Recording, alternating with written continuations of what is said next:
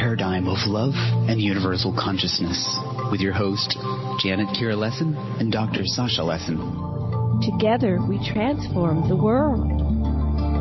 And now, here are your hosts, Janet Kira and Dr. Sasha Lessin.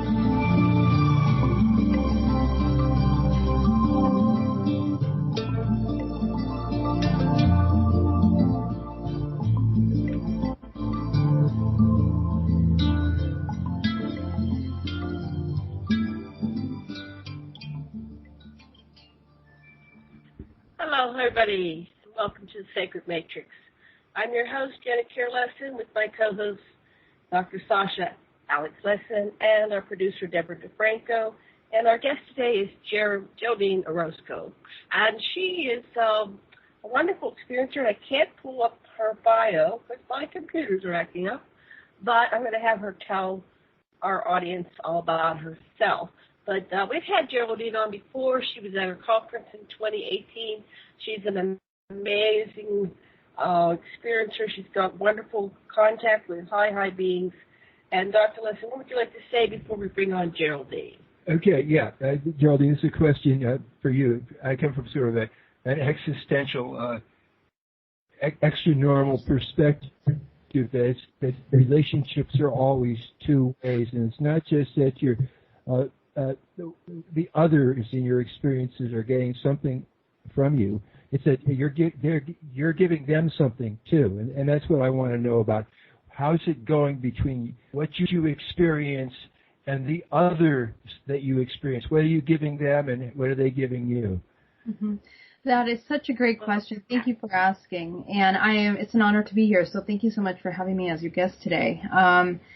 Well, I can begin by speaking of what's being exchanged here. I think the number one thing that I try to embody is to be embodiment of unconditional love as much as possible, of awareness, and from there, learning constantly, being a student of my own unconditional love, my own journey to reach that understanding of awareness and my place in this massive universe of creation, and then sharing that, allowing others to experience that through me, and sharing my journey, allowing them to get a taste of what that looks like and how I got through my eyes, achieving that unconditional love. So I host a series of workshops. I'm the owner of Bay Area Meditation here in San Francisco Bay Area. I teach corporate meditation to companies like Google and Facebook.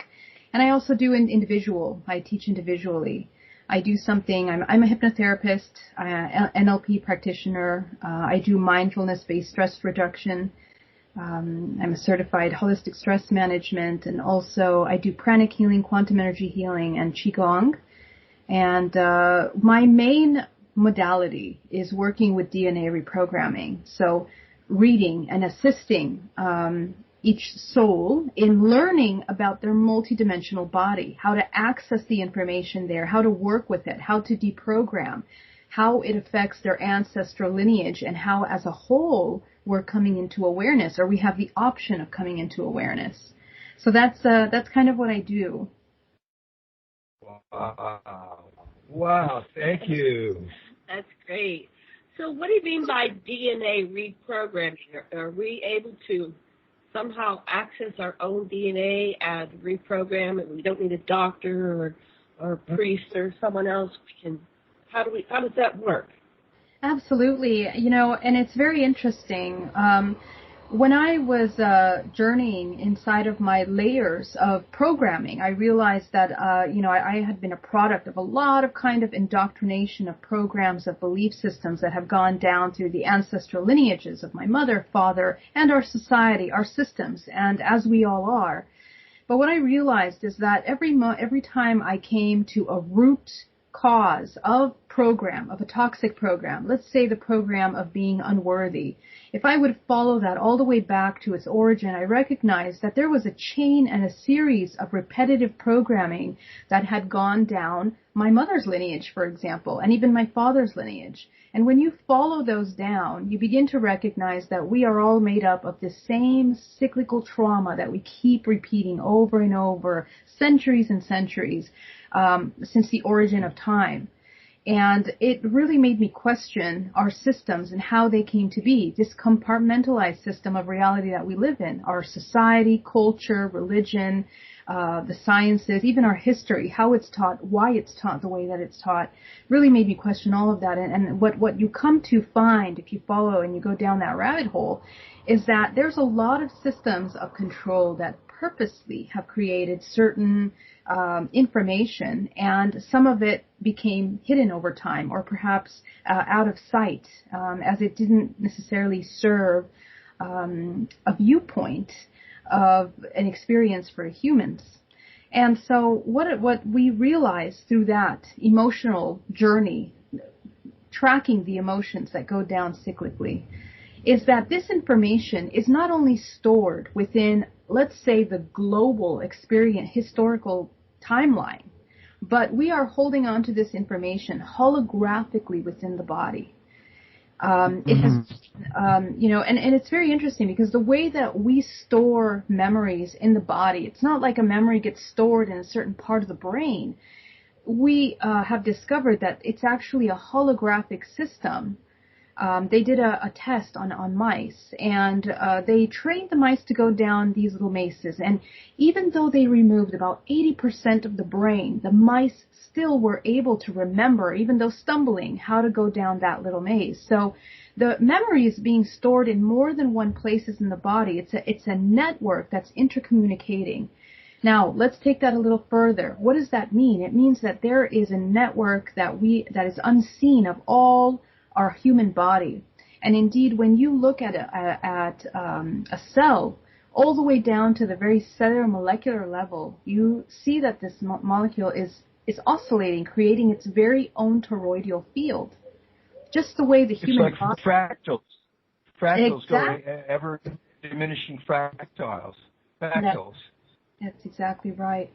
And it's really beautiful to become aware of this, because just micro and macro, we have that saying, as above, so below. We truly are the manifestation of that saying, down to the molecular level, all the way to the giant multiverse that we live in. We are functioning as these toroidal centers of oscillating information, of oscillating energy that are emitting these these fields of energy. And this is how they communicate, by quantum non-locality within the body. And we are also communicating as a whole human race. If you can imagine every single human playing a role like a cell, we are creating this network of information. And there's many layers to that. So in deprogramming, if we would just look at language, like just the way we look at language, like sequences of words that create sentences, DNA, very much the same, is built by the codes in order to create those sequences. And so you can change the order of those sequences in order to edit and change the way DNA is written. And of course, I'm oversimplifying right now. There's a whole a back understanding on how this actually functions. But just to simplify, vibrational frequency is a pattern of information that can and will change the structure of the body. I mean, we look at epigenetics. Epigenetics is basically the study of how our environment is changing our DNA constantly. We are not married to the illness that runs through our DNA. We can actually change that by our environment, our emotions, our awareness. And so what DNA reprogramming talks about is that we are actually 100% in charge of the wellness of this system that is only a small percentage physical. Most of it is non-physical, but it's the body that's processing that non-physical information, and the awareness that we have, the relationship that we have with that information, that either brings this organism into balance or out of balance. So chaos or it comes into this, connectivity, this integration, like a homeostasis within the body. Wow. And how did... I guess I want to take this back to your ET experiences, and how did you come to the awareness of this information? So tell our listeners, a lot of them have not heard your story, including, I don't think Debra has, our producer. How did this all begin with your October 15, 2013 alien abduction? Mm-hmm. Yeah, so for me in 2013, I had been working on deprogramming myself. I had been lifting all of these layers, peeling them away, coming into my true core self, this self that I had not met before. And I think that in a way, perhaps it triggered my ability to become aware, very consciously aware when this experience happened. At night, Stop you. Ask you one question. How were you working on yourself? Were you doing hypnosis? Were you going to a counselor? Were you doing meditation? What techniques were you using to get to this awareness, which is probably what brought about your contact? That's very important. Yeah, so I have to say that I think at some point in my journey, early on, there was a fire that began within me, and it was a fire to find truth. And I began to question everything. I began to question who I was, why I was the way I was, and I dissected everything down to the root cause to try to understand, because the thing is that we fall into these roles in which we think that we're doing everything that we're supposed to do, right? We get the education, we get the family, the partners, all the career, all this thing going, and yet we're still not at that state of enlightenment, of joy, happiness, all these things. So what was missing was a complete understanding of the inner functions of my own self. And so when I realized that, I started to say, okay, I'm going to go in and start to discover what is this being human all about? What causes my emotions? What are triggers, And so it took me into that kind of really deep self-discovery. And this is how I discovered how DNA reprogramming works. Following the emotion to the root cause, going to those experiences. Most of those roots are in our childhood, from the womb until the age of 7. So I went back to all of those experiences to understand how and why the programs were in my system. And I began to look at them and correct the perceptions that were not in balance. I began to realize that everything is a result of cause and effect. And, if my parents, for example, did something that caused me pain, they were a product of that same programming, and so on and so forth. So when you do that, you enter a state that is quite liberating, because you recognize that you're not a victim. You're absolutely in charge of how you choose to experience certain experiences. And you also become into a state of compassion where you look at other people around you and realize that they are just a product of their own wisdom, their own, level of understanding of things. And this is how you come into a state of unconditional love. So I started to practice that and embody that. And it was, some days I would meditate up to 8 hours, and really focus. There's so much work to do, but it's absolutely necessary. This is how this information, I believe, started to come in, So in 2013, I had a bright light that entered my room, and I'm looking down at my phone. I wake up because I think someone's trying to come in my house. And it says 3:33 on the dot. I've never before that moment seen these consecutive numbers. So I thought that was interesting. I put the phone down, I get out of my bed, and I go to my window. And as I look out the blinds, the light gets so bright that my eyes are burning and my entire body paralyzes. And I am literally feeling like I'm being torn apart, brought through the window before these beings, 6 tall grays that are between 7 and 10 feet. They're very massive, giant beings. And as they are approaching me, they tell me to stay calm. They telepathically tell me stay calm, and all of the terror in my body starts to leave my body, and I'm brought into this craft, and they show me a series of information. I see my aunt there, and she also recalls her experience being on board craft. She also had a regression done. And I am introduced, most importantly, to my hybrid children, these children that are a replica of my essence, in a sense. I can see myself in them. I recognize myself in them. And it's the most powerful feeling of instinctual motherhood that comes over you, and connection. And immediately, I'm having a transference of images, of memories start to surface, times that I had been holding them, earlier times when I had been experiencing them. And of course, I'm flooded with these questions. Where do they come from? How come I didn't know about it? Who should I call for help? All of these things that really are quite shocking, because you're trying to merge your human experience with this extraterrestrial contact. And these children are not humanoids. They are a combination of perhaps greys or reptilians. They're just a complete cocktail of genetics that you're looking at here. So it was quite shocking. And so I woke up a couple hours later, 6 a.m., and I am upside down at the side of my bed. And I feel like I got hit by a truck. My entire body's hurting. But Monday, I go to teach meditation for my first client, and I am hit with these colors and circles and shapes around the body of this being, of this person in front of me.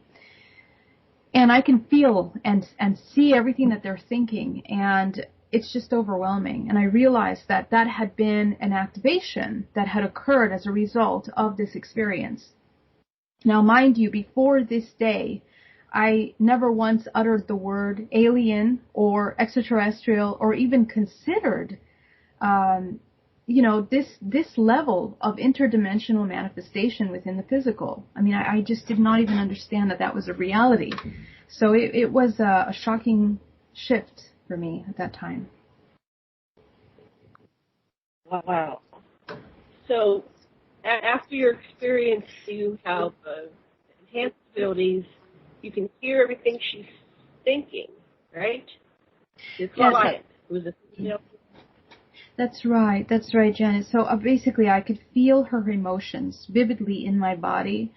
I can, wherever she's holding the emotion, I can feel within my body. I can see where she has cords, colors of information, colors. We're like massive smudges of colors and dots of energy and cords that are connected to the body. So when I saw this, it was the first time in my life I've ever seen such a thing. And it took years for me to understand completely the information that was in there.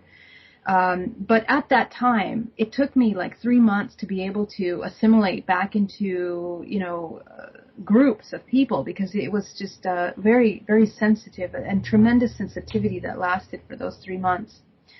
But later, go ahead. And where you are, I just have a little side question. So you're later, so you're integrating to later. Remember that, but we're going to go into a side question. So you said that you were met by the tall Grays, and most people, their first experience is the short guys, either the 3-footers or the 4 to 5-footers. So did they explain to you who they were, or what was their, and did you ever get any insight as to why you were taken by the tall Grays as opposed to the smaller ones? Are you like super special or something, or did they explain that to you? I don't think I'm that terribly special, but what actually happened is you do. Thank you. I believe what was occurring here and what they showed me was a series of information. They showed me some kind of extraterrestrial language that held massive amounts of information. I mean, it's like every dot, every shape, every line was like speaking in universes, if I could put it in layman's terms. It's just, so aside from that, they showed me that I had been a part of some kind of Pleiadian group at some previous timeline, or what I should say is some overlapping timeline, right? I was embodying some kind of Pleiadian aspect of myself and kind of doing the same thing that I'm doing now. And I believe that these were on behalf of some kind of connection that was between the Pleiadian and these tall Grays. So I was shown their technology, their craft, which was incredibly beautiful, very advanced technology, holograms that they look like solid matter, beautiful, and so they showed me a series of those things. But the children were the most impactful of that experience, truly. And they showed me that I would be, doing that same thing, which is teaching and speaking of the same topic. Why you? Why you? Yeah. Well, they did not explain that to me. They did not explain that to me, but I recognize why that occurred, I think, later during my regressions, during hypnosis. And in 2017, when I had my first hypnosis with Alba Weinman, I began to see maps of the world with information about how life was seeded on the planet, about DNA, origins and lineages that were preserved, and some of which were these extraterrestrial lineages. Some of them were these Pleiadian lineages. And what it seems is that, I'm an old soul. I had been experiencing participation in some of those original timelines, in those original DNA lineages. But I don't like to get stuck in those identities, because I feel that each human, each soul has the opportunity to experience all archetypes of the universe, right? We come in and we have all these archetypes, like these royal families and these important people in history. And I feel like we cycle through them and we're all a part of them. We all experience even that Christ consciousness, that Jesus Christ identity, which is that source aspect of ourselves. But I think that is the most important, to stick to that vision that we are a fractal of infinite consciousness experiencing all possibilities. So in this lifetime, I think it's been many, many journeys for me. And so this time the information is coming up at this time in order to merge and bring some light to some of this information. And whoever's willing to hear can utilize that for their journey, for their healing, for their soul journey. Yeah, it makes sense. So, and that's why awareness too. We're multidimensional selves simultaneously existing in many levels, by frequencies, planets, and time is the illusion, etc. You said it very eloquently. Say that again. We're one universal. We're fractals in one universal consciousness, something like that. Anyway. Yeah. And, yes. Okay. Back to your story. So I forgot where we were. Yeah. So thank you. So well, as a result of that, I think what occurred is that continuing the deprogramming allowed for a somewhat clean slate, for some of this information to come in, because in that first regression, and for those that don't know my story, these regressions are public. You can see them on my website. And I share them because it's a very interesting journey, that when you deprogram is when you have access to this collective wisdom, this information that's available. It's like you're tapping into the Akashic records, that layer of information that unites all of the historic timeline on this planet and the universe. And I feel that once we are, letting go of these human layers and this illusion of the roles that we're playing as this limited human being, we can then enter these other planes of consciousness, of information. And I believe that that's what happened in my case. I began to look at this new historical timeline of evolution, how our entire human race is now a product of something that's like a hybridization program, where the most important aspect of the human is their DNA. It's within, the DNA, it's not the most important. DNA is the physical product, a holographic physical product of a much larger system of information that interconnects us to one another, to fragments of ourselves, and ultimately to that source. We are a fractal of that infinite source. So it's interesting. When the soul comes into the body, it literally attaches to this physical shell, and it connects to these two systems, one of which is your DNA, right, your ancestral lineage, that's the human network, and the other, which is this infinite consciousness, the history of everything that you are and have always ever been since source, since that aspect of yourself leaving source or separating itself. Identifying itself as individual from source, is now organized in the body in what we know as the chakra system, and the chakra system is organizing all that information. So I began to understand for the first time in my life what pranic healing was about, what quantum energy healing was about. Everything that I had studied and got certified in, with the ability of seeing the multidimensional body, allowed me to understand that in such a profound way, because I understood the networks of energy through the body and how to move that information, how pain can be removed from the body, and what happens to the DNA as a result of moving those blockages. So we can very much heal the human body. And so when I realized that, lots of things happened after that. I had a near-death experience, and in that near-death experience, I experienced leaving the body. And I recognized that the moment we leave the body, it's yet another opportunity for this awareness, for this gaining of consciousness, that you can either choose based on your vibrational frequency where to go, or we are brought back into this cyclical pattern. So I began to question the reincarnation system, and it's very interesting. I mean, part of it, we look at it as something that we could say that we are victims of this cyclical pattern, right? It's encoded in our DNA that we are to experience suffering, or this concept of not unworthiness, for example.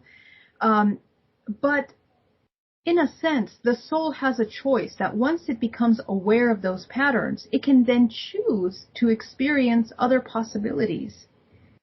And so all of this information came as a result of these hypnosis regressions and deprogramming myself.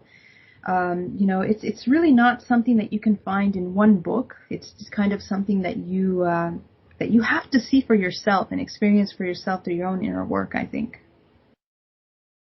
Are we stuck in this system, or can we move into other systems? It seems like this Earth has the souls that are in between, like a portal, and then they go to the stage beyond it, and then they tend to have to reincarnate here. But then, of course, when you get someone that says, well, I had a life in between, and I went to another planet, but my primary incarnations were in this Earth arena. What are you finding? How does the system work? Life, death, rebirth, reincarnation. How does that work? Well, I used to feel that we were very much stuck and trapped within this cyclical reincarnation cycle. But I began to question, well, what point does free will take, precedence over this feelings or this belief of being entrapped? And what I began to kind of look at is the structure of the multidimensional body. What we look like, if I can give you a visual, it's like a spider's web. And let's say the point that is consciously aware in that spider web, every single little thread that's connected to a point is a reference point. And whichever one of those points in that spider's web is aware of itself is the one that is experiencing in this present moment. So we have the ability of accessing past lives, past experiences, which may or may not be in this dimensional timeline. We are kind of traversing these multiverses of experience that are merging within one. And we have the ability to access those fragments of ourselves.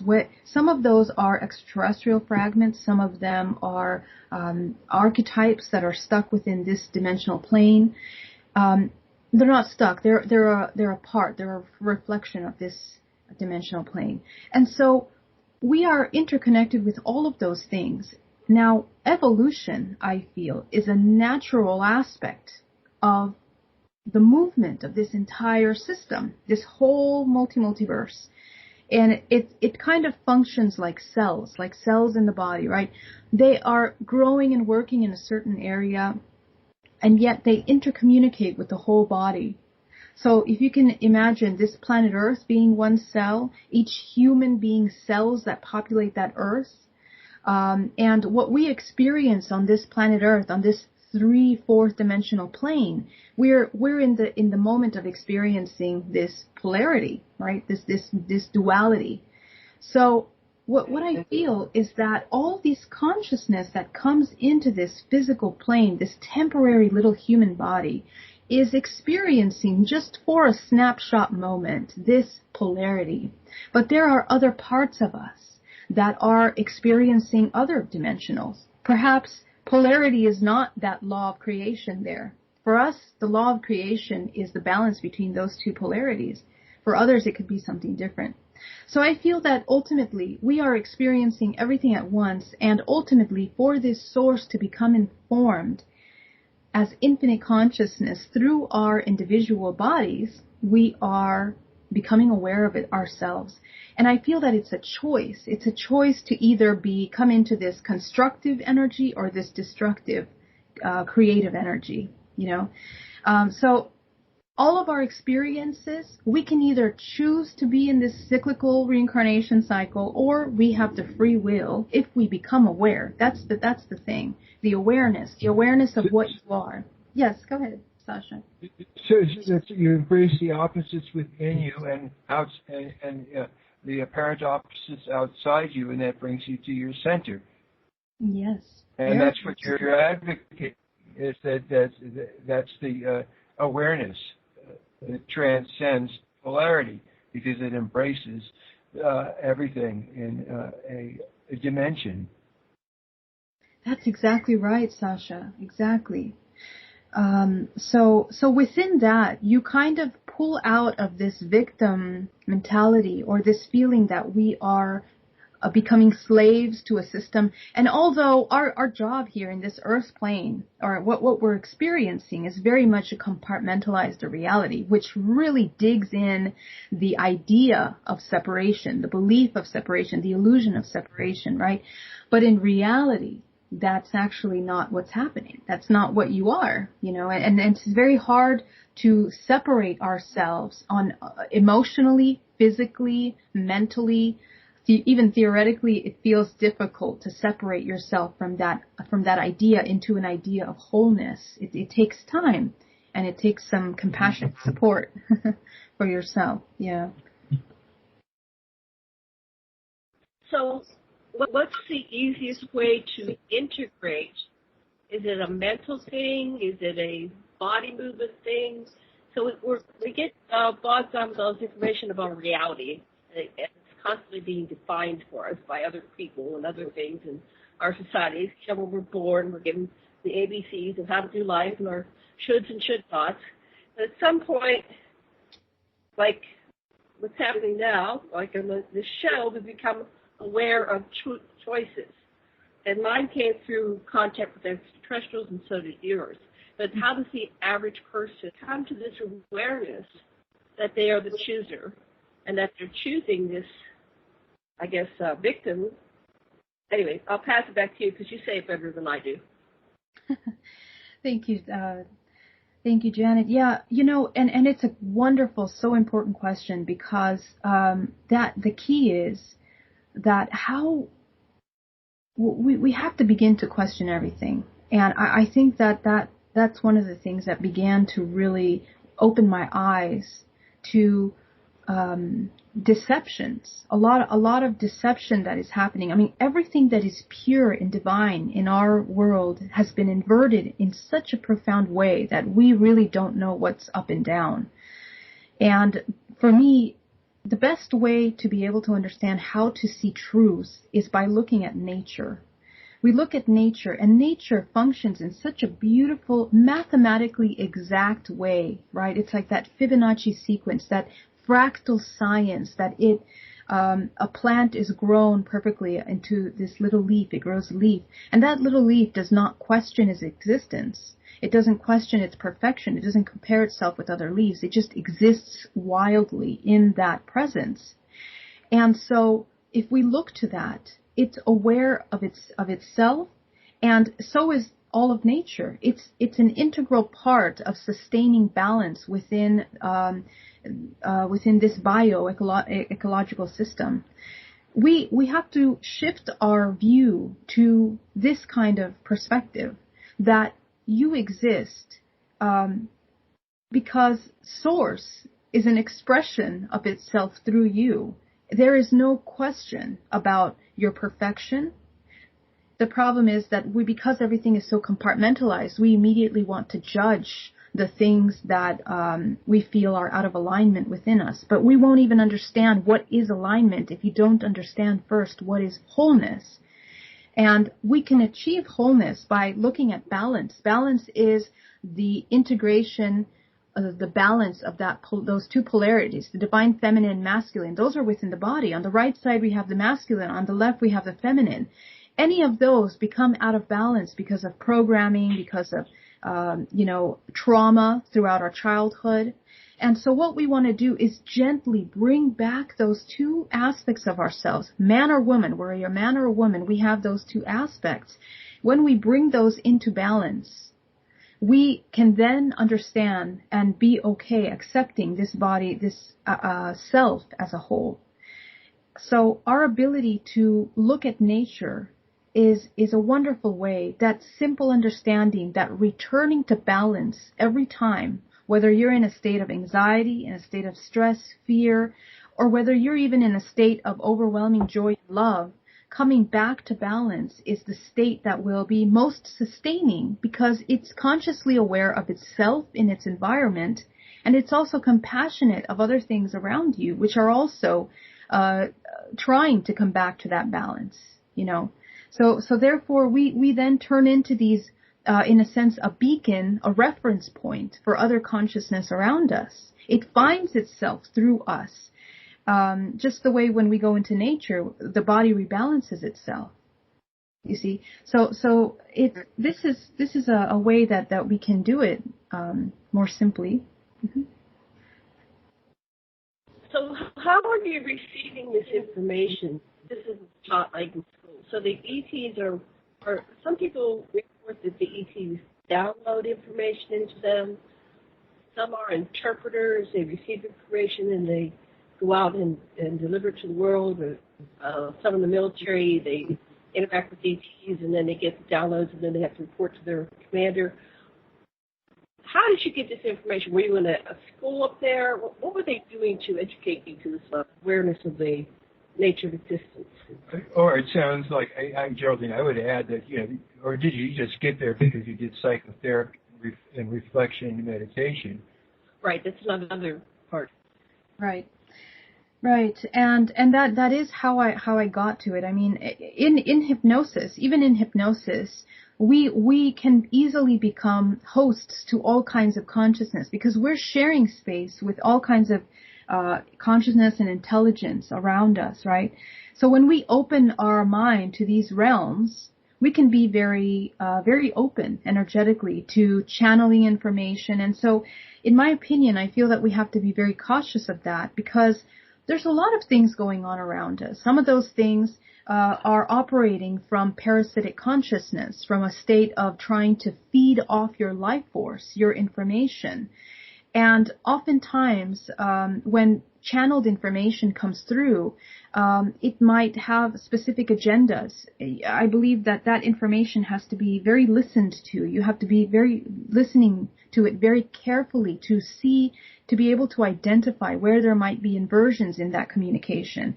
And in my experience in hypnosis, in my sessions, I've had many opportunities where these extraterrestrials came forth to want to channel. They presented themselves, inviting me to be a part of a council of 8, for example, and then it was a council of 12, and then it was these blue beings, Arcturians, and all of these fragments of myself that presented themselves to me, right? These are all fragments. They're all extensions of us. There's nothing separate. But what I realized is that I was able to receive my most purest information from my connection to my higher self. And I decided to just continue in that, in searching for truth, through this way. So it was very interesting. And of course, during this experience, there's many times where you question this process. But if you keep going, if you keep questioning and trying to identify who you're connecting with and what's true for you, what resonates, our ability to activate our intuition is the most important tool, the sixth sense that you can say that the human must learn how to utilize. Because without the intuition, we are lacking in discernment, the discernment to identify pure information, or at least a snippet of that, because ultimately, as you know, information is infinite, right? I mean, and even now, what I'm speaking is not the ultimate truth. It's just my perspective. There are millions of possibilities, and I could be completely wrong, So I think everyone's individual experience must be, you have to experience this personally to be able to have an understanding of how these things work. And for me, it was my personal connection to my higher self, to answer that question. Yeah. So the extraterrestrials were an entryway for me, an entryway to this wisdom of interdimensionality.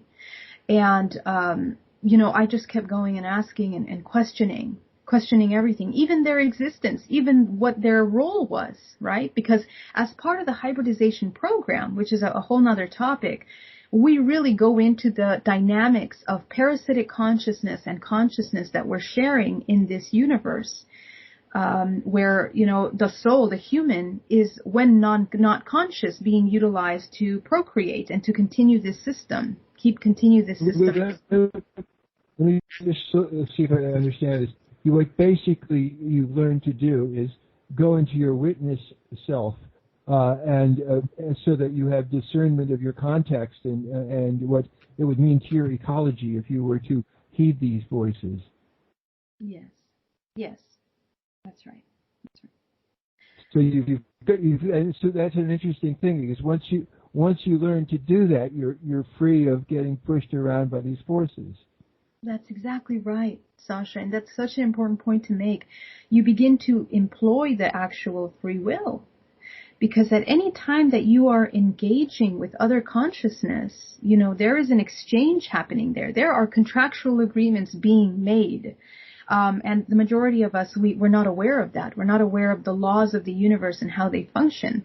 But creative life force is very interesting. There are certain ways to creation and certain ways to destruction. And so, again, the reference of balance is, I think, an important point in that for all seekers out there that are trying to find their truth, coming back to that balance, to what is whole, what is that law of creation in this dimension.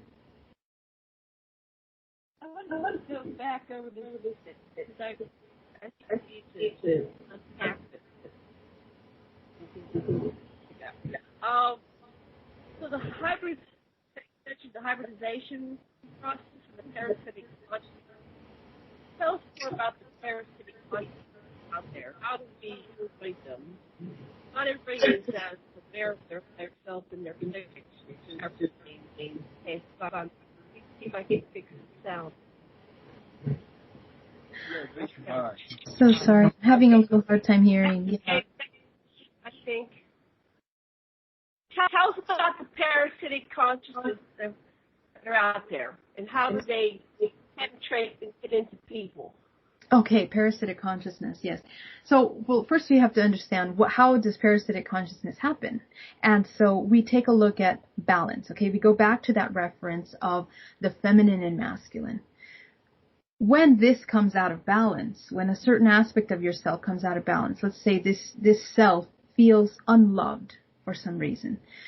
So in order to feel love, it has to do all kinds of things in order to receive love from its environment. So it goes out to its family, to its friends, its relationships, it changes its career, its identity in order to now become something that will be loved. So if you look at that reference, again, as above, so below, we become parasitic consciousness because we have rejected our own consciousness. We have rejected the awareness of our own consciousness. And so this is how we come in to need from something outside of us to help us feel the wholeness that we inherently are, but we are denying in that moment. So this entire universe, that is experiencing polarity, is a manifestation of that same thing. Why? Source chose to experience this polarity. It becomes separate. It becomes individual from source. And it now creates all of these universes, all of these aliens, extraterrestrials, these dimensions, these humans, to continue to propagate and create this life force energy in which partake in systems of creation. But there are aspects that are also feeding from that and also creating from those two polarities. That's the dimension in which we live in. So in that same way, everything functions that way. So these extraterrestrial beings that are looking to procreate and expand their agendas, I would say. It's kind of a hard word to say, but can't think of another one right now.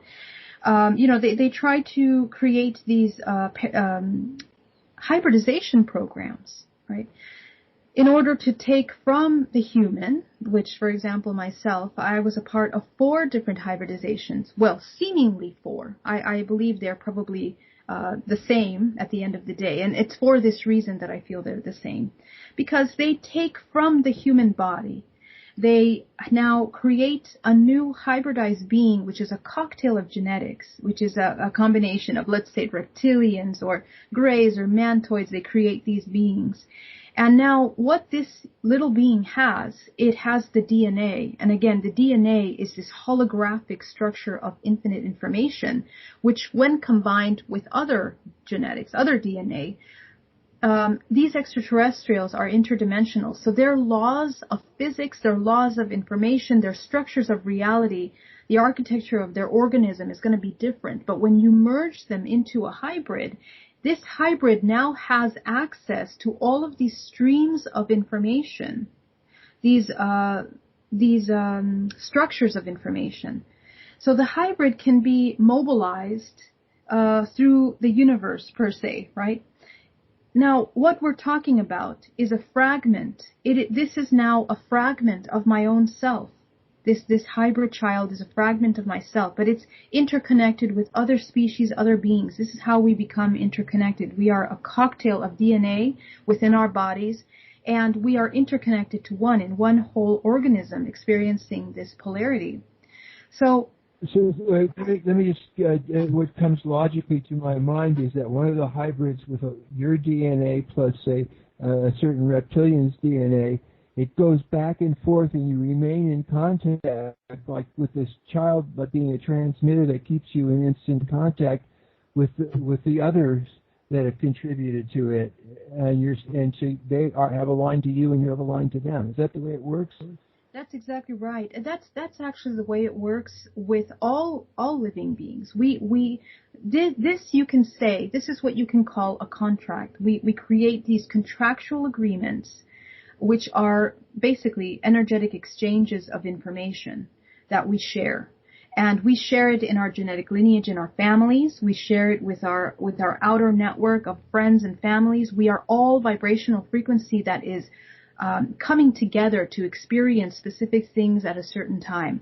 So these hybrids are also an extension of that in other dimensions, right? They are mobilizing in other dimensions. It's a soul, it's a fragment of soul, which some of them are put back into the timeline, into the reincarnation cycle on Earth. So they are born, and we can look to Mary Rodwell's work on the hybrids that talks about these hybrid children that are being born with incredible knowledge, incredible wisdom, advanced information about physics and science that we're barely catching up to in understanding. These advanced beings. But also, there's also destructive aspects, right? There's the destructive aspects of these children that are also being creative. But my question was, where does my free will play a role in this entire system? And what I was able to understand is that a time where I was unconscious have made this agreement to participate in the hybridization program, because this participation is the sustenance. It's what continues this multiverse in function. And my question was, do I want to continue participation in sustaining this organism in polarity, right? And that's the question. That's where free will plays a role. So parasitic consciousness will enter into the parts of us when we become unaware, when we are unconscious. So in our human bodies, this happens as well. Anytime that we're not aware of our body, any part of our body, it can become a host to inviting entities, attachments, pain, illness, taken on from other people. We embody that. And so our full awareness of this fractal of information, of this human body, is incredibly important, not just in the human daily life experience, but in dream time, when we're up in the astral planes, and even in death. All right, because this is how we begin to become aware of ourselves as this massive organism that's interconnected to this whole multiverse, basically, that we're a part of. We all share these experiences. I'm not special at all. I am a part of this hybridization program, but I believe that if not the majority of this human race, we are all a part of the hybridization, and we're also a product of the hybridization program. So, yeah. So what decisions to make? You said you were... Wait, there's a dichotomy there. You're both special and ordinary. Not either. It's not you are special and you're also ordinary. That's the dimension. Well, it's you just exist. You just exist, and you play roles. You play these roles in all of these dimensional planes, and your role is important. I think that that's actually more accurate. Is that we're important. We matter. We exist for such a complex reason that you're a key element to a whole, to the function of a whole, and you can't deny it. Yeah. Key. Yes. We have the M gene. That's what Bradley calls it. Oh, there you go. Okay. The meta gene. Humanity was it was a grand experiment. Humanity somehow the meta gene was created through our hybridization program. Mm-hmm. But it's more than just hybrid. Basically, it's hybrid souls. Like our souls can have more than one origin, correct? Yes, that's exactly Sorry right. about the sound. Just trying to reconnect during the break, but let's do the best we can. Go ahead. No problem, Janet. That's right. It is the soul that is actually being, in a sense, hybridized or, mixed. But one of the things that I also questioned along this journey is, what about the higher vibrational beings, right? Now, if you follow the law of free will, here's my take on it. The law of free will, if you are source, if you are complete, if you are whole, you don't require from anything outside of you. You don't require. You are the infinite source of your own self. Therefore, in my mind, if you are that whole, you wouldn't need to feel like you need to help anyone else or assist anyone else. You are very aware that as this connection of infinite source, you have the ability of holding space by holding yourself as that pillar of infinite consciousness. But if you impose your information on other people, if you tell them they have to change or you want to heal other people, you might even be causing more harm to other people because they're not ready to come up to that level. They're not ready to come up to that awareness. And so as a healer, it's very important, a quote unquote healer, right? A person that holds space for awareness is a better word. That these laws are important to take into consideration because anyone that comes to you for help, they are giving you permission to allow them to give them information. But when I think of these extraterrestrials and these entities, we are interconnected with them. But the levels that we make agreements on, we have to be aware of those. We have to become aware of the contractual agreements that we have with them, be able to dissolve the ones that we no longer want to continue interacting with. And we can create new contractual agreements if we want to. It's all kind of this sort of entanglement that is created, with all living organisms. Does it have to be both sides renegotiating, or can you unilaterally break a contract and reconstruct it? I'm sorry, Janet. I didn't catch the first part of that question. Okay. Does it have to be both sides break and redo the contract, or can you do it yourself? Can you break a contract? If you don't like what's going on, can an individual break the contract? Divorce. Yeah. Yes. Yes, it is all, we are the Alpha and the Omega. Everything begins and ends with us. Everything that we experience outside of us is a holographic projection as to what's occurring inside of us. Okay, and this is this dimension, this is higher dimensions. And when you destroy a contract, you're destroying your participation in this interaction with this being. So, but you are also at the same time must release them from this. You let go, you release what belongs to them so that you can allow them to make their choice of how they wish to interact with this change now, this change in frequency and the connection between the two of you. So this kind of inner work, this energy work, when we break contracts, when we heal the body, when we cut cords, we have to do it from a place of complete awareness and knowing that we're absolutely in charge of this human body and what it's doing when it does something, when it connects or when it disconnects to something. It's total awareness coming from a place of compassion of all living beings that are an extension of yourself. When we get back from the break, maybe you can give us an example of how you could break a contract. So the music is starting right now in just a few seconds. So thank you, listeners. We'll be back in just about 4 minutes.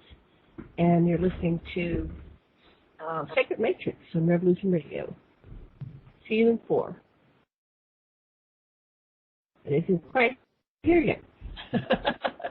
We're waiting for the music. Okay, now we're muting. Aloha, see you in 4.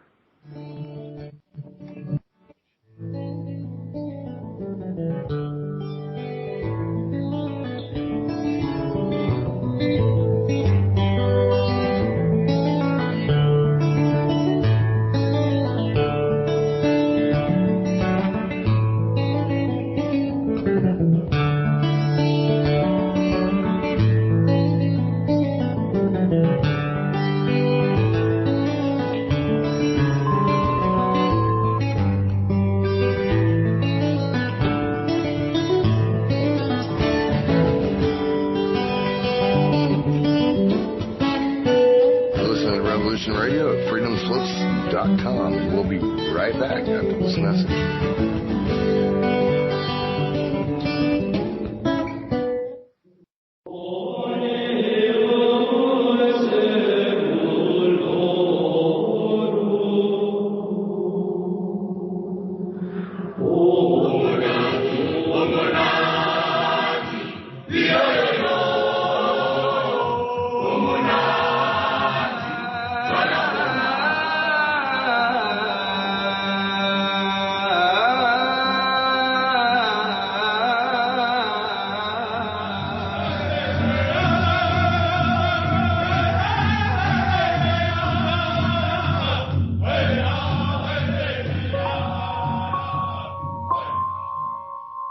Join Revolution Radio every Wednesday, 8 p.m. Eastern Time on Studio B for Momentary Zen with host Zen Garcia at freedomslips.com, the People Station.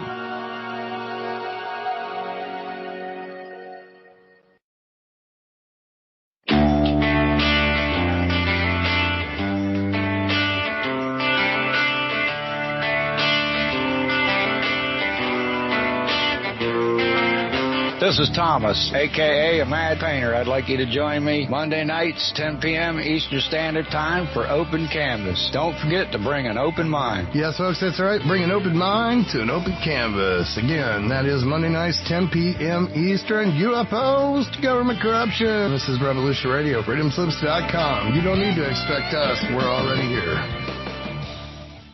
This is the people's war. It is our war. We are the fighters. Fight it then. Fight it with all that is in us. And may God defend the right. Warning! Warning! We gotta stop them! They're gonna kill us all! The how the trouble you've started? Be they the government, be they industry, be they organized labor, be they anyone, or human beings. Time when the operation of the machine becomes so odious, makes you so sick at heart that you can't take part. You can't even passively take part. And you've got to put your bodies upon the gears and upon the wheels, upon the levers, upon all the apparatus, and you've got to make it stop. And you've got to indicate to the people who run it, to the people who own it, that unless you're free, the machine will be prevented from working at all. Revolution Radio at freedomslips.com, the #1 listener-supported talk radio station, throwing ourselves upon the gears of the machine. Revolution Radio, where information never sleeps. You called down the thunder, well now you got it. Right, you tell them I'm coming, and hell's coming with me, you hear? Hell's coming with me! Revolution Radio.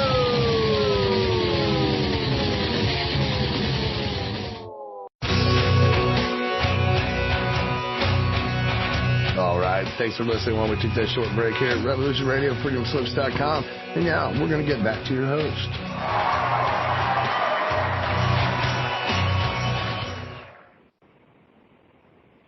Aloha and welcome back to the Sacred Matrix.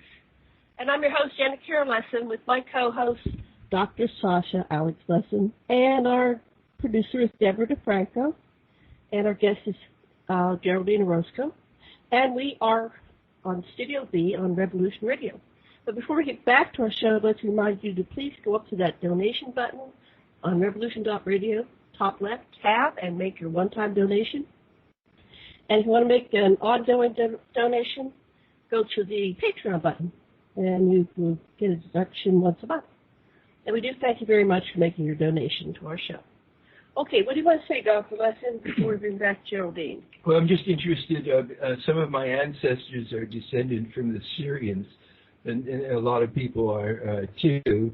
The Syrians had a unity kingdom when the Illyrians were running away from the Dracos, and it didn't hold together, but the royalty settled Nibiru, which was the remains of a planet that circled Sirius C, which became Nemesis.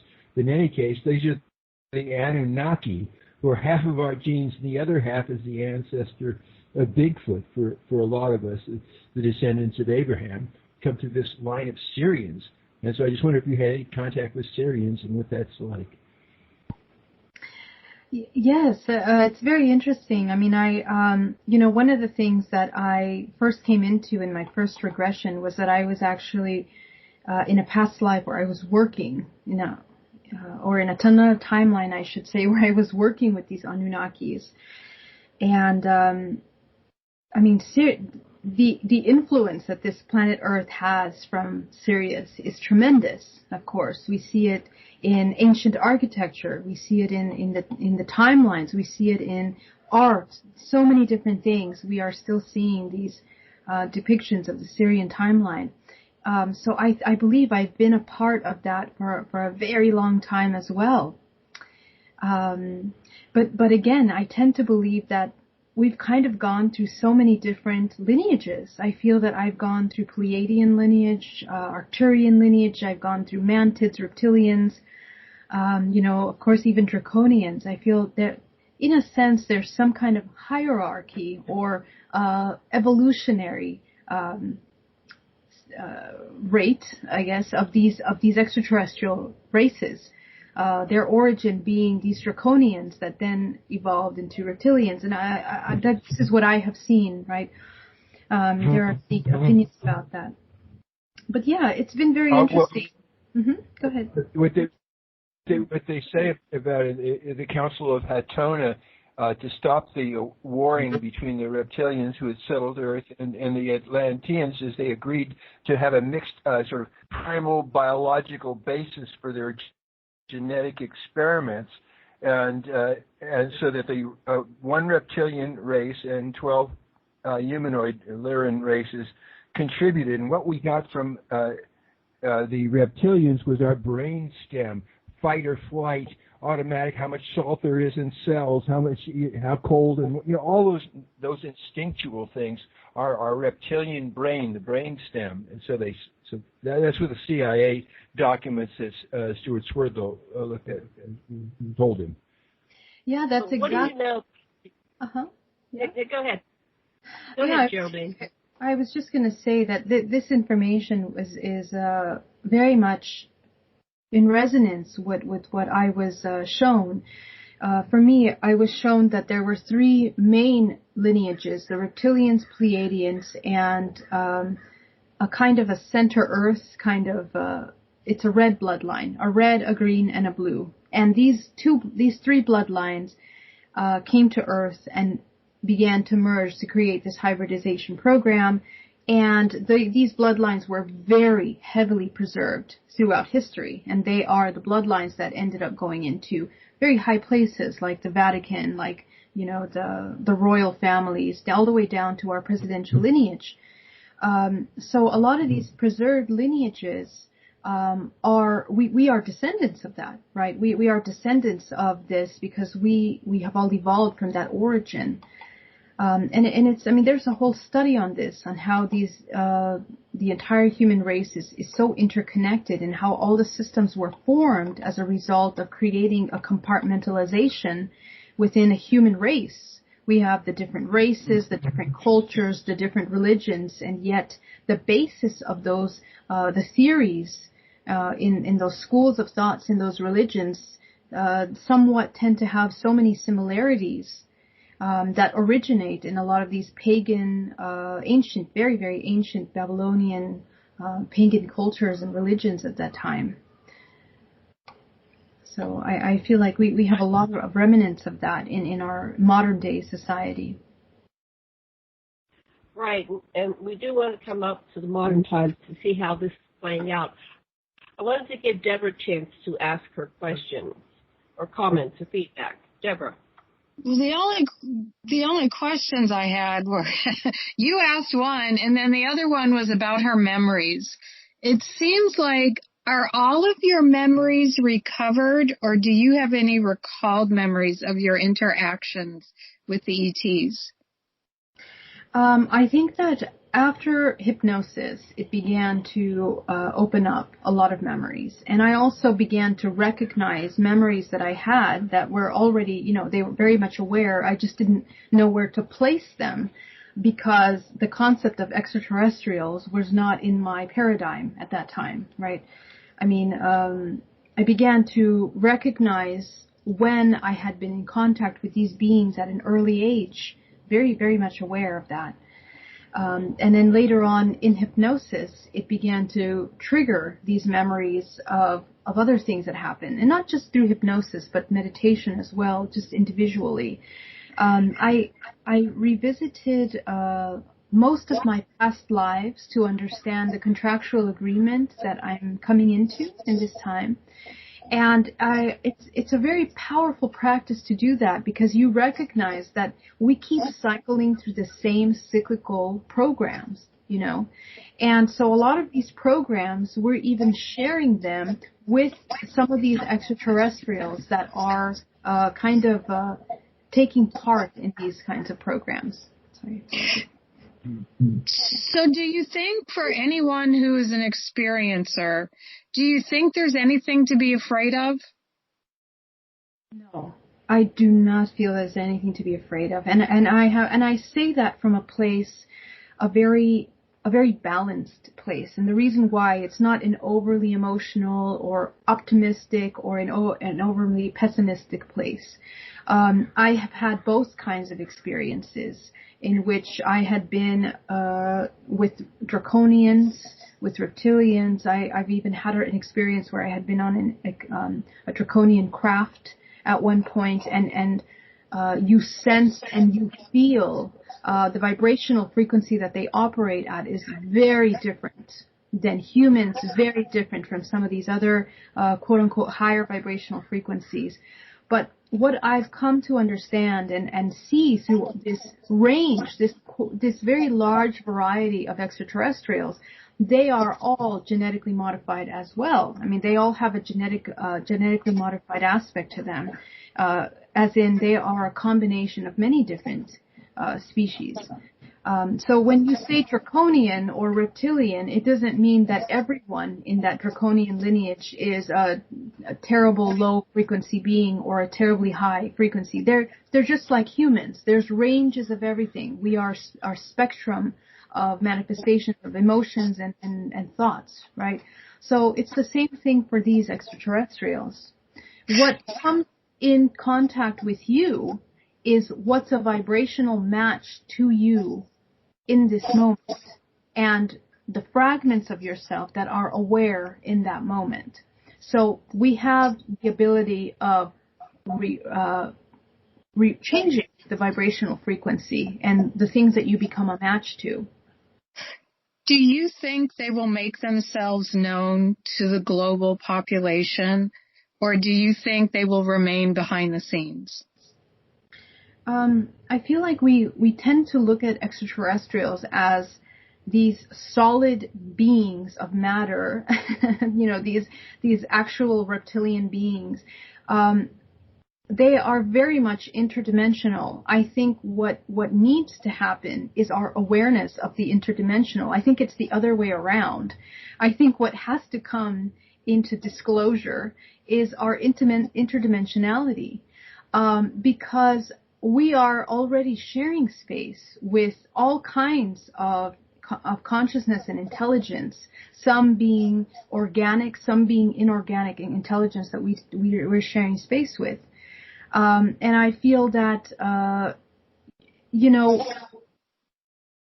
don't believe that it's going to come in that way, because there are systems in our structure of reality that depend on the unawareness of this interdimensionality on multiple levels, on an individual level and on a global scale.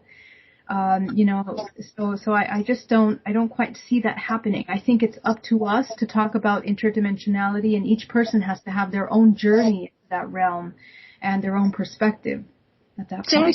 Don't you think organized religion prevents the recognition of the interdimensionality? Well, in my opinion, organized religion in itself is a part of creating compartmentalization.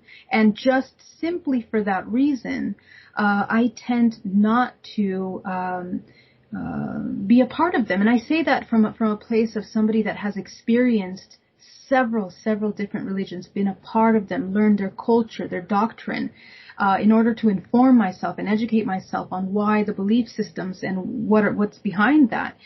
But in a sense, your view becomes myopic, and you, in all of those schools of thoughts, after reviewing them, I have never found this information that I have come across in my later years through my own personal journey. So I believe that there is some disconnect there with the information. Perhaps a manipulation of information, a disinformation aspect to some of these schools of thoughts, or perhaps it's our lack of awareness and of trying to apply what we're understanding from them. So I think it's fully our responsibility to choose which journey works for us. I really hate to be a totalitarian in thought. I think everyone has to have their own journey and find their own path, and see what works best for them. So maybe religion works for you. I really don't know. Maybe it works for you. No, actually it doesn't. I'm on the same path you're on. But I find that our adherence to so many people to the organized religion is, I feel like it's preventing humankind from moving forward. There's a lot of programming, and and the thing is, you do have a good point. I mean, this these systems of information, but it's not just tied to religion. Religion is just one aspect of mass mind control. I mean, there are other aspects to our reality that are so heavily inverted. The divinity of creation, of sexuality is manipulated, weaponized against us. Our understanding of that, I mean, just that, which is very heavily influenced through most religions, is, one of the biggest causes of shame and the misunderstanding of what unconditional self-love is. And that right there is one of the biggest disconnects that we have as humans to our own self. We're almost ashamed to go down the path of self-discovery at this point. But there's other systems. I mean, we can look to everything, to the healthcare system, pharmaceuticals, money, weapons. I mean, everything, every system in the world is interconnected because they are all under a certain umbrella of control. 147 companies own all of the companies in this world, literally, and those are run by 11 main banks. And those are owned by a very small group of families that are descendants of these very main bloodlines, that have been preserved historically, in order to continue to push and further solidify this illusion of compartmentalized reality that we live in, of separation. So it's a big ask to tell people, okay, come on, wake up. There's extraterrestrials and aliens, and we have to be aware of them. There's lots of layers that we need to calmly, compassionately, but with with motivation and clarity, we really have to push through them to understand what we are. We are one of the most advanced biotechnologies, in this multiverse. Really, the body is an example of highly, highly advanced technology. So we're just coming into awareness of all those things. Great. Thank you. I love your answers. And Janet, I pass the stick back to you. Thank you. Okay, Sasha wants to say something, and then I'm after you. Adhering to some kind of doctrine is different than. But I went to everybody's churches. What I got was a lot of people that really like getting together and singing and feeling love for one another and hugging one another. And whatever the belief systems that informed it, there was something real, a coherent field of the people that were sharing that good feeling. And so what we do in psychosynthesis, we have people take that wonderful feeling that they had in a religion or whatever it was, and leave the place where that happened. They could burn it and burn anything that falls, but they could take that spirit with them and see who their next guide is. And so it's good not to diss it all the way, but to say that all these institutions have divided us into smaller and smaller coherent fields, and that potentially we can all we multiply our effect by opening our hearts to one another. Right. You're absolutely right. I do agree with that. I mean, there is a whole biology, there is a chemistry, there is an unseen network of connection that is a result of this unity consciousness that we feel through prayer, for example. We come into this coherence. Even the heart itself is this electromagnetic field that when we come into this state of prayer, of connection, of love and unity, we create and enforce that network of well-being and balance harmonically within the body and within our environment. So you're absolutely right, and that's one of the beautiful things that comes of these unions and these connections. And I think what I believe is the next step in our focus is creating this unity consciousness. And I feel what's been happening over the past few months is such an incredible opportunity to do that. We have, at the same time, we have come into a tremendous amount of disconnect and a lot of division. A lot of division is occurring. What's that? It seems to me, just to interject, it seems to me that the polarity has been, the continuum has maximized out into divisiveness. Yeah. Like religions have been weaponized, and so rather than unifying, there's tribalism has been used And so, same with countries and politics and patriotism. All these things have been weaponized. I'm not sure who the they that's doing it. Are we doing it? On some level, are we wanting to evolve to the next highest level so we can't see it unless you mentioned how we have self and not self. We disconnect from who we think we are so we have an opportunity to experience all the paradigms within ourselves individually and collectively with all the other pieces of ourselves. So somehow we're coming to like this, it's almost like the end of a grand movie that's been going on for continuously for thousands of years, and we're on the final act, the third act of the play, and we're coming down to the last 5 minutes of the play.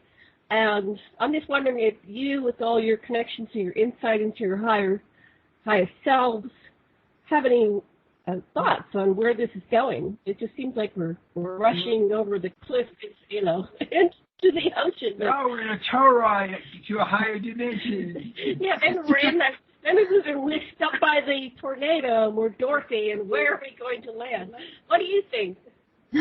Well, I thank you for that. Yeah, you're right. I mean, now it is a very interesting time that we're in. I think all the time is a time for consciousness and waking up and taking this little human body, understanding that we are sovereign, infinite consciousness embodied into this body, experiencing all possibilities, and in that.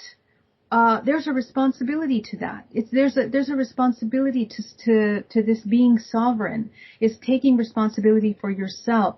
And the more that we educate ourselves and become aware of how our participation in where our money goes, for example, where our dollars are going, where our time is going, are we watching these shows that are a product of parasitic consciousness? Are we going into that mind control, into that hypnosis, constant hypnosis, that we are completely disconnected from the human body at all times? I think it's a time to really come into full awareness without fear of how we contribute to a parasitic consciousness and to become self-sustaining. We really must. We must take this opportunity to grow our own food, to choose wisely about our health, about our well-being, about where our emotions are in this moment right now. Going into rage and anger and feelings of helplessness is definitely not going to be the constructive emotion, and it's not even going to help us analyze correctly what we need for the next step. In those emotions, that's exactly what's being weaponized. It's the fear, that anger, that all of that is weaponized against us, and we end up being like puppets moving from one side to the next, following the next movement. Really, we need to stay still for a second, ground ourselves, and begin to understand how this system works.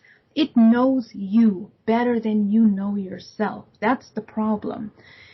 That we're so disconnected from ourselves that we don't even understand how we ended up here. We don't understand how things ended up so upside down.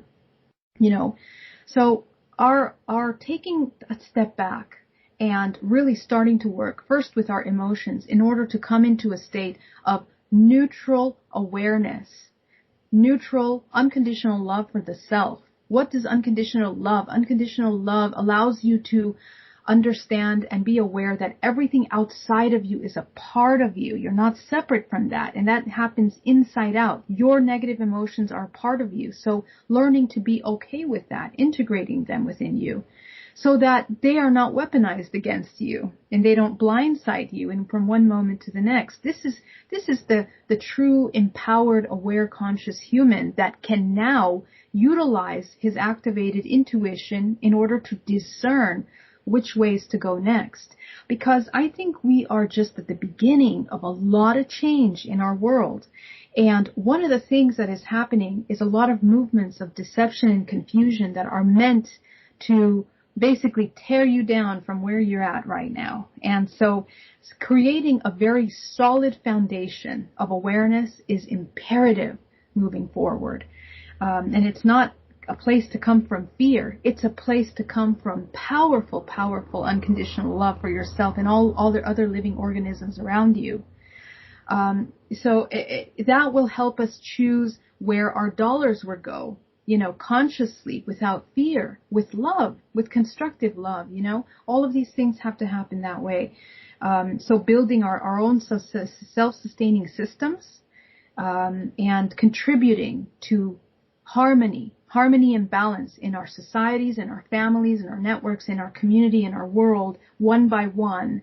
Hopefully we need to start moving in that direction with a lot of awareness.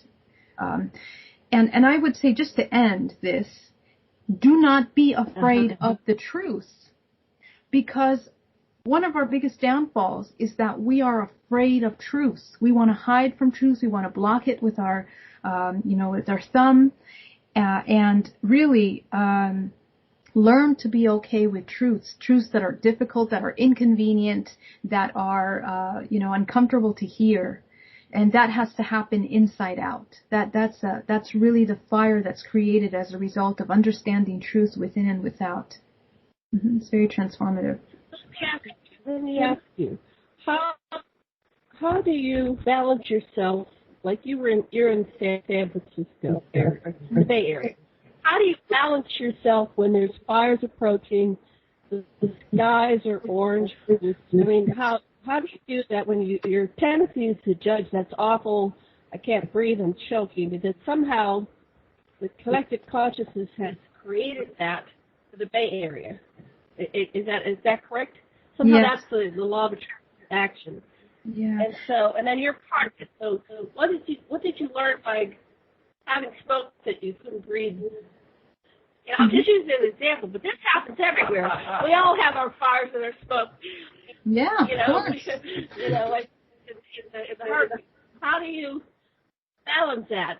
Oh, my sound is really bad. I don't know what's wrong with my computer. I'm sorry. I hope you can hear me. I can hear you fine, yes. Well, the thing is, something to remember in these times is we are not this body. I feel that all these events that are happening external are a wonderful opportunity to remember that only 10% of your entire whole organism is this physical body. You are more non-physical than you are physical. And within that, you are a creator and a manifester of the experiences that we are co-creating. So what we're looking at outside, all that chaos, is all the chaos that's within each one of us. So that puts a lot of responsibility in us as co-creators. And we have to work on that. We have to work on that, on our own individual chaos. But within that journey, you become aware of the fact that since you are only a small percentage physical, all of a sudden, the idea or the concept of impermanence no longer becomes something that you are terrified about, right? And we understand that everything that we need to experience, we have in agreement to come in this human body to experience. I felt this coming for maybe 4 or 5 years already. I felt that this fear was going to be heavily manipulated against us, that there was going to be a virus coming around, that there was going to be all these little manipulations and things. And a lot of people that have been connected to themselves have been feeling that this was coming for a long time. So if you're connected to that source, you're always going to know what's happening next, because you're connected to this like a morphogenic field that is your body, that is interconnecting you with a whole system of information. There is no purpose for you to come into fear or anxiety or doubt, because you understand that your existence will exist as long as it is necessary, right? And if you can hold that space for yourself, you can hold that space for your family. You create, a space of authenticity. If the fear comes up, allow the fear to come up. Watch it, observe it. You're going to see it dissipate. And then you get the information that you need and provide yourself with everything that you need at all times, every moment, until you understand that you are the provider of all the things that you need at all times. And so, as a result, you create a very solid foundation emotionally. You're no longer being, I also completely disconnect myself, by the way, from news, from social media. and I go inside.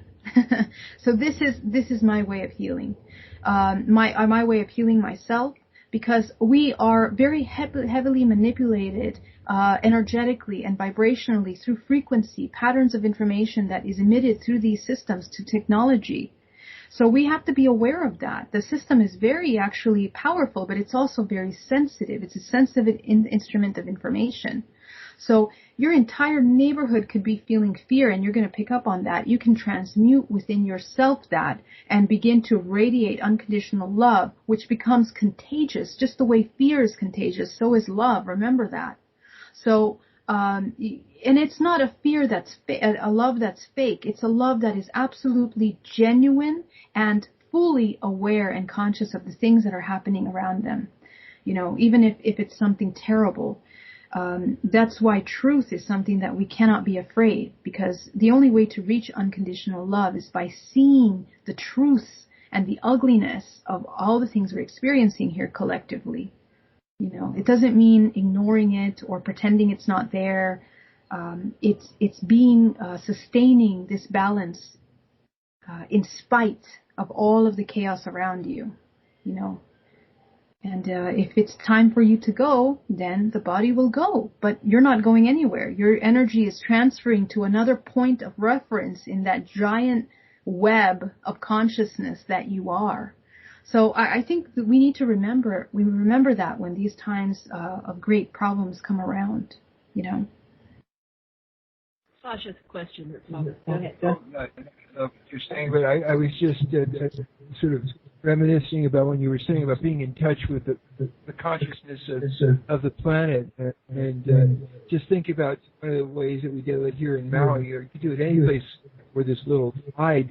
You go barefoot and put your feet under the sand, you feel the tide, close your eyes, and you sort of feel the energy, like you're bringing up earth energy and off in the heavens, and heaven energy, and bringing you're becoming a two between higher knowledge and more knowledge and but you let the rhythm of the waves help you go deeper and deeper, but be careful not to drown. Thank you. Yes, Sasha, you're right. It's that orgone, that orgasmic orgone energy that we create when we come in alignment with nature, right? The natural circadian rhythm of the body, of the planet. We connect with that. And you reminded me of something that, you know, when these fires were happening, we were trying to do as many meditation circles as possible. And that's another thing. Wherever you are in the world listening right now, if you can try to put together meditation groups in your community, please do that, because this is how we create coherence. And because we are co-creators and manifestors, we have full power in being able to shift timelines. That's another thing that I forgot to mention. We change timelines, and we do that through our intention, right? So if we could gather to create these meditation circles, go into nature, go into the water, ground to the earth, like you're saying, we are aligning, bringing the body back into balance, and we can do that together, you know, if we are setting an intention. And help these fires, help the little animals that are being displaced in that fire, the people that don't have homes, holding space for them in the intention that they are cared for as quickly as possible when all of these things are over. That's a compassionate aspect of ourselves that is so beautiful and creative that it literally shifts timelines. So remember that, and if you can, you know, start a meditation circle out there, and you know, let me know if you guys want to work together. You guys can get in touch with me. I am very happy to hold that space. Great. Tell them about the meditation in the 70s, how all the yogis that went into Ohio. Oh, just there's been I think they were Babaji's people. A given amount of people in either Cincinnati or Columbus, I can't remember which, started meditating, and the crime rate went down, and all these people did was to daily meditate, and it changed the consciousness without people being aware of how it came about. That sort of thing.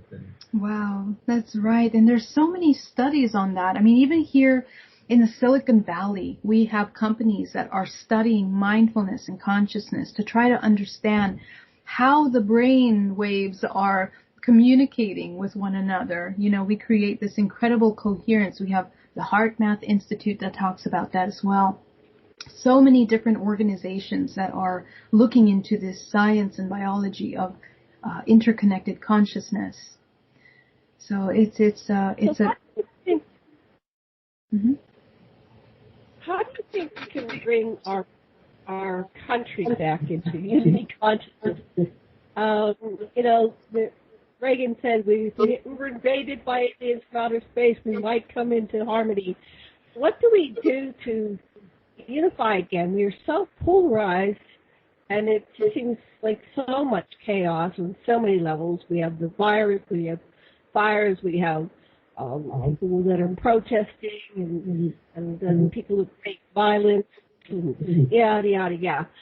Peace, love, freedom, happiness. Peace, love, freedom, happiness. Okay, so that's the 60s. That's in the 60s. Now you're a little bit younger generation, so maybe you can bring us back into harmony.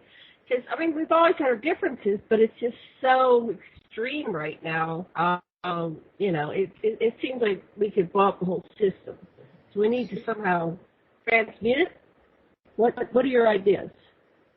Well, you know, one of the things that makes it difficult for us to have discernment and know which way to go is the fact that we are so bombarded with distractions, and the connection between the mind-body is missing.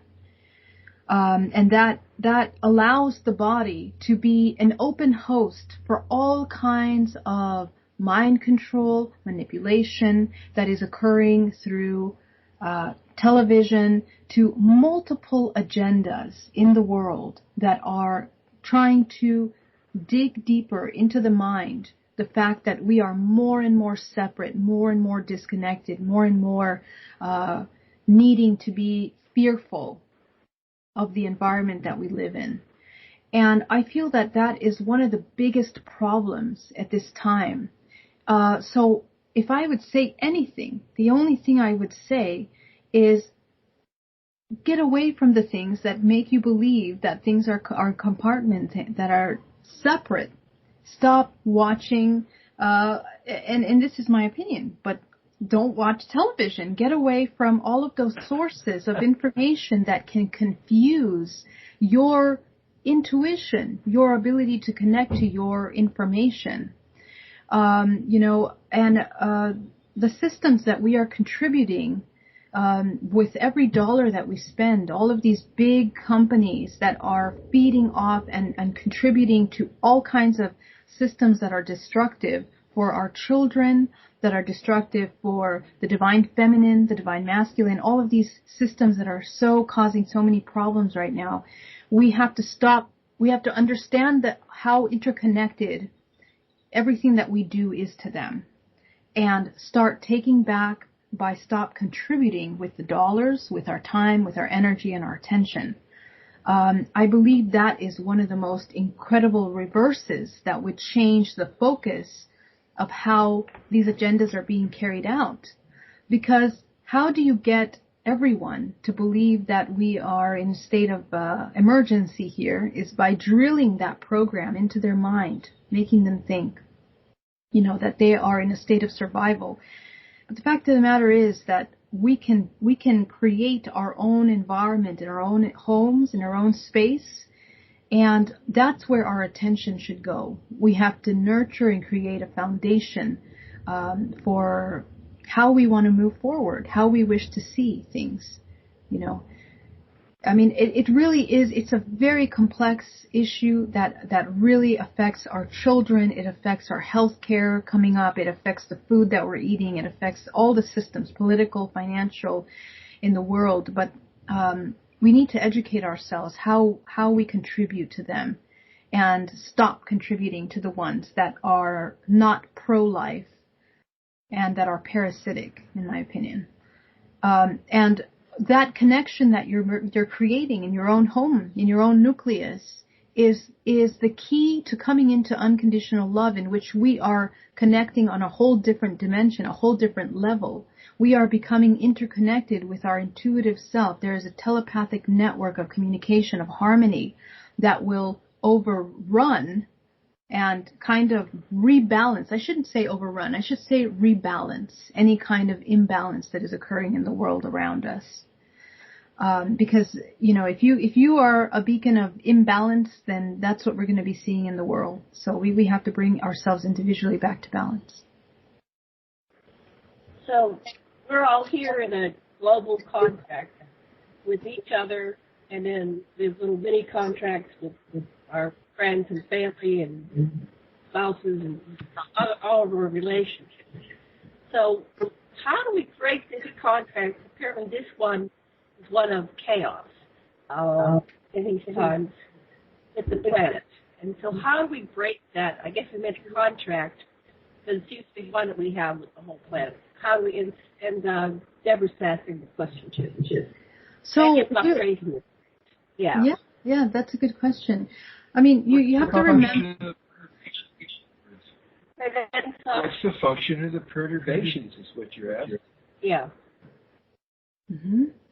So we have to remember that, I mean, this earth, this physical plane, I mean, the reason why we as souls have gathered here by vibrational resonance is to experience polarity to begin with. So, I mean, if you look at it that way, some souls are here to experience the other side of the polarity, which in our eyes, in our perspective, might be suffering. Some are here to experience this incredible connection. This is what we're here to do. So I believe that everyone is playing out their role as needed for that soul in order to be able to experience, as a fractal of infinite consciousness, becoming aware of itself through that polarity. I don't believe that these contractual agreements that we made is just a reflection of ourselves through, what we're experiencing outside is just a reflection of all the chaos within us, actually. So where we have fear, where we have these inner doubts, these inner angers, hates, these illusions of separation, that's where our attention and our work has to go. And the contractual agreements that have to be broken are with ourself first. We have to break all of those illusions of separation that we have within us. And that's how we bring ourselves back into even begin to understand what unity consciousness is. Because some of us, we've been in survival mode all our lives. That's all we know. That's all we know that it's available. And so for some people, they have never felt love before. So we have to take baby steps and really make sure that we're crossing the T's, dotting the dots on the I's and the punctuations of this kind of self-discovery and understanding of what we are as humans. And what emotions are. Emotions are temporary tools to help us navigate these experiences. It's the same way as a collective. We are collectively experiencing polarity, and so in that polarity, we each find our place, find our role. So I want to try to avoid judging things as good and bad. I really don't believe that there's such thing as good and bad. We are just experiencing polarity.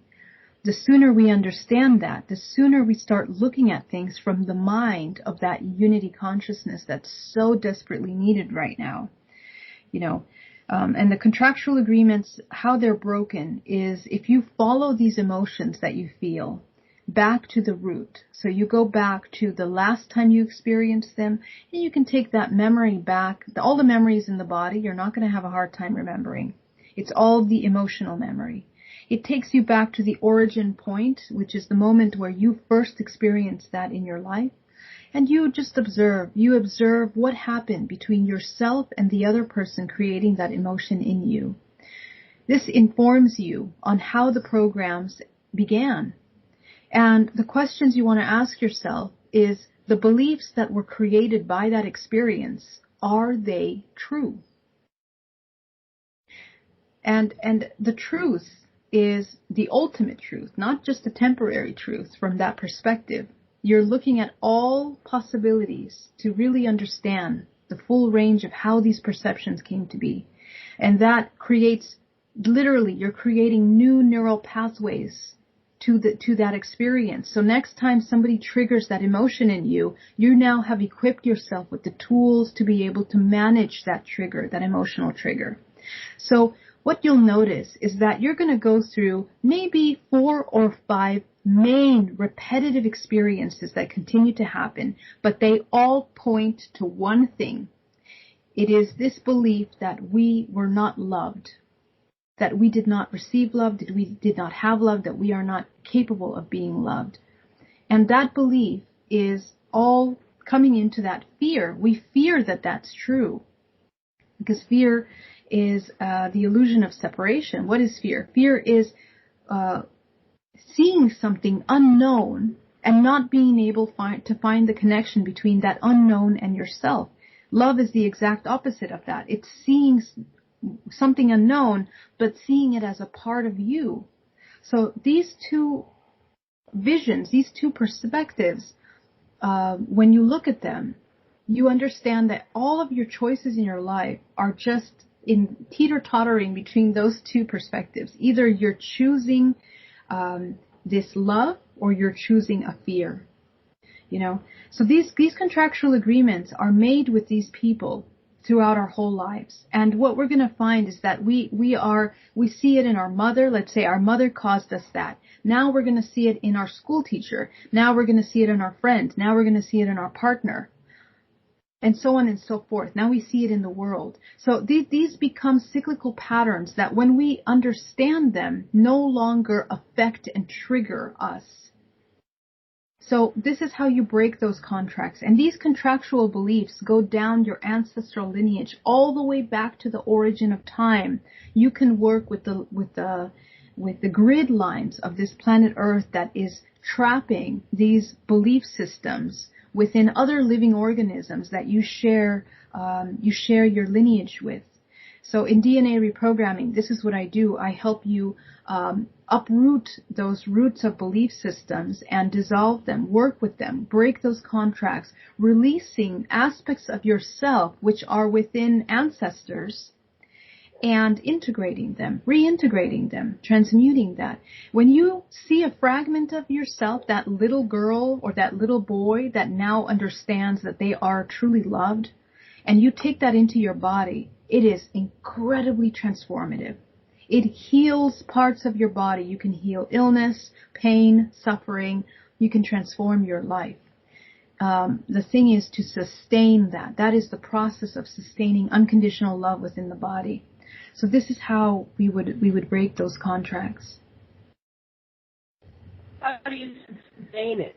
Just, we all go unconscious. So we get to this point, and we remember and we integrate, and then what is the key to sustaining it?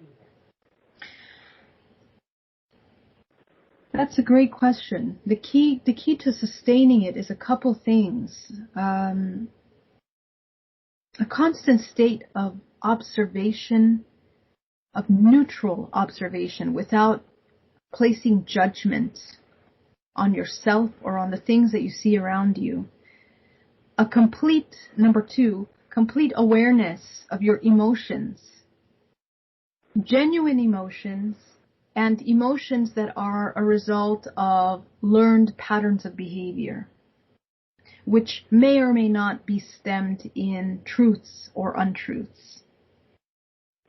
And 3, through that work, being able to embody unconditional love. It's only through unconditional love that you can sustain this homeostasis within the body that then reflects out into the experience that you have in your life, and which will project and affect all living things around you as well. Because they're mirrors. Yeah. Go ahead, Sue. Everything is a mirror. I was going to say, this is yeah. Everything's a mirror. This is a core to healing all disease. Yes. Is learning how to love yourself, though. Because you're ill at age, and that's a disease, and anyway, Sasha has something more to say. Which is one of the this is a fantastic analysis and framework for growth and evolution. I loved it. One of the path that I like is if you have look at your intimate relationships and see how your closest people bug you sometimes, or you overly admire them, and or how you destabilize with them, and for both of you to analyze what was the vulnerabilities that touched off in us, and how did we start reacting to our projections on the other person, aspects of ourself that we haven't fully integrated. In other words, it takes you exactly the same path that you just got, but you've got somebody in your face that's just as smart as you and helping you analyze stuff. Oh, very beautiful. Yes, you're absolutely right. And it's such powerful work. Right now, I'm hosting a 30-day self-healing challenge until October 16th, and we're doing this exact work every single day, working on healing the body, and it's really amazing. Janet's right. It is the key to healing the body. And this is all based in the biology, the technology of the body as well, because if you can change your thoughts, change your beliefs, change your eating habits, your environment, you can literally rewrite your DNA and transform who you are within this time. I know this because I've done it to myself. I've lived through the births and the deaths of many parts of myself, which sometimes we experience grief. There is a process of grief, of letting go of an old identity as well. So, it's not for the weak of heart. It takes courage to go down this path. But at the other side of it is the most expansive, incredible liberation and freedom that you've ever experienced in your life. It is really a very constructive, compassionate state of being. So you guys are totally on it. So you're doing this online? Tell us about what you're doing. Yeah, so I'm hosting a 30-day self-healing challenge, which means you work with me every day. At noon, we meet on Zoom, and we do some really heavy healing work like this together, okay? It's just, it's a half an hour session, but we have a Q&A, so you can ask me any question of what you're going through, and we connect with one another. And this is international. I have people from all over the world coming into these groups that are looking, just like some of us are seekers that are trying to find these answers, trying to deprogram. And we're just plain tired of suffering and being these little candles in the wind that get affected by everything. So it's a really good time to do this inner work in preparation for, the coming years that we're coming into right now. So maybe you can send me those links and I can put that on your page so people can visit.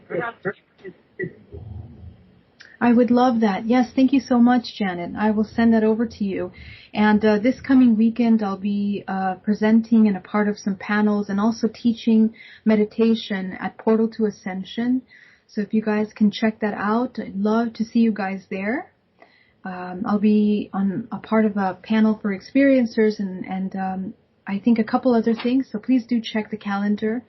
And I'm very excited to be part of that, as well as the Human Origins Conference is coming up also before the end of, or I think it's like early January. Please, you can check out my website. It's GeraldineOrozco.com.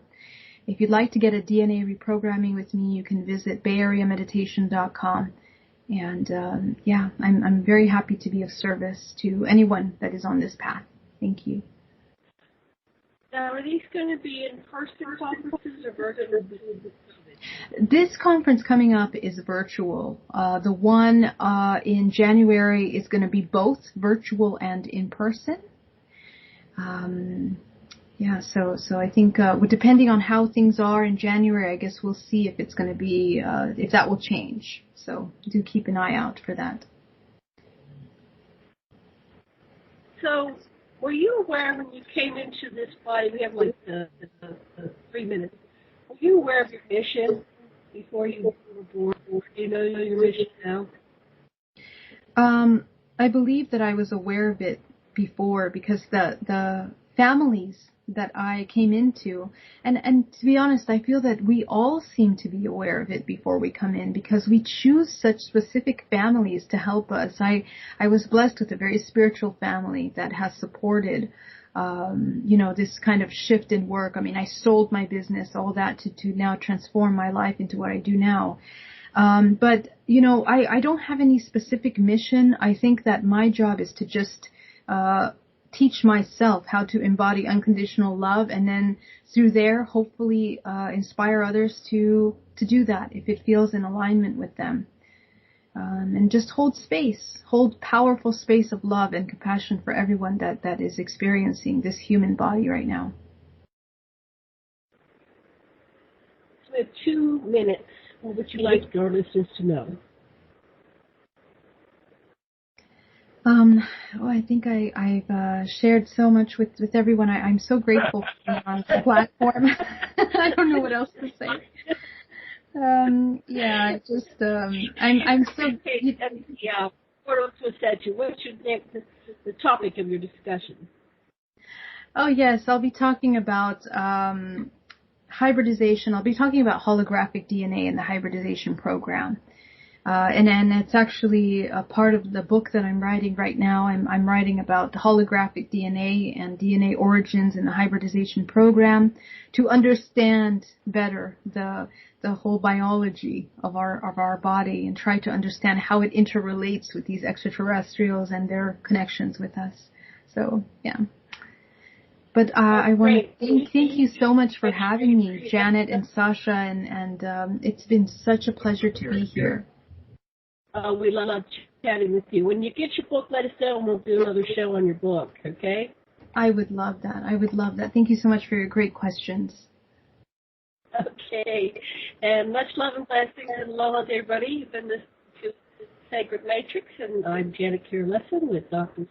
Sasha Alex Lessin and Debra DeFranco, our producer. And the music will be starting really soon here. So everybody say, aloha. Much love to everybody. Aloha. Join us again. Everybody, join us again. Thank you, Debra. Thank you, Debra, as well. So many thanks to you. Hey. Ready.